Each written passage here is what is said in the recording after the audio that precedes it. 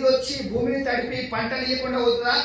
పోదు. అది ఎట్లయినా ఖచ్చితంగా పంటనిస్తుంది. అదే విధంగా దేవుని మాట కూడా అబ్రాహాముతో ఏమన్నాడు దేవుడు? నేను నిన్ను ఆశీర్వదించి నిన్ను గొప్ప చేసేదను, నీవు గొప్పగా ఆశీర్వాదకరంగా ఉండు అన్నాడు.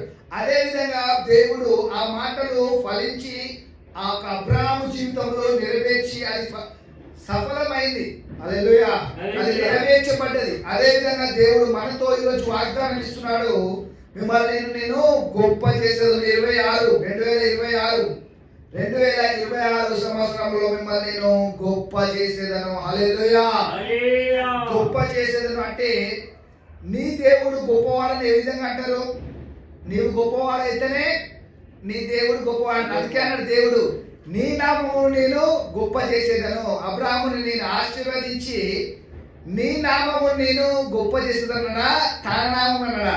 12వ అధ్యాయం 12వ అధ్యాయం ఇందాక ఆదికాండం 12వ అధ్యాయం 2వ వచనంలో నీ నామము నేను గొప్ప చేసేదను అంటే నామము నిన్నెందుకు గొప్ప చేస్తా అంటున్నాడు? నిన్ను గొప్ప చేస్తే అప్పుడు నీ దేవుని పట్టుకొని వారు అరే నీ దేవుడే నిన్ను గొప్ప చేశాడని నీకు నీ ద్వారా దేవునికి మహిమ వస్తుంది. హల్లెలూయా. దేవునికి మహిమ రావాలంటే ఫస్ట్ ఎవరు గొప్ప అవ్వాలి? దేవుడు గొప్పోడే. దేవుడు గొప్పడేనా? మరి మనం ఎట్లుండాలి? మనం కూడా గొప్ప. అందుకే దేవుడు ఈ సంవత్సరంలో మిమ్మల్ని నేను గొప్ప చేసేది అంటున్నాడు. హల్లెలూయా. అప్పుడు అనేకులు చూసి నీ దేవుడు గొప్పవాడు కాబట్టి నిన్ను గొప్ప చేశాడు అంటున్నాడు. హల్లెలూయా.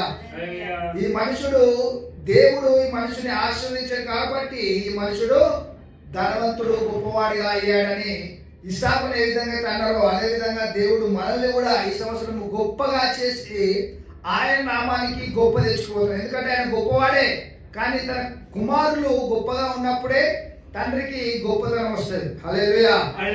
యెషయా 40:28 దేవుడి రోజు మాకు ఇచ్చిన వాగ్దానములు ఆయన గొప్పతనమును మనల్ని గొప్ప చేస్తున్నాడు. ఆయన గొప్పతనంతో మనల్ని గొప్ప చేసి ఆయనకు మహిమ తెచ్చుకునే విధంగా గొప్పతనం అనే వాగ్దానమును మనకి ఈ సంవత్సరం ఇస్తున్నాడు.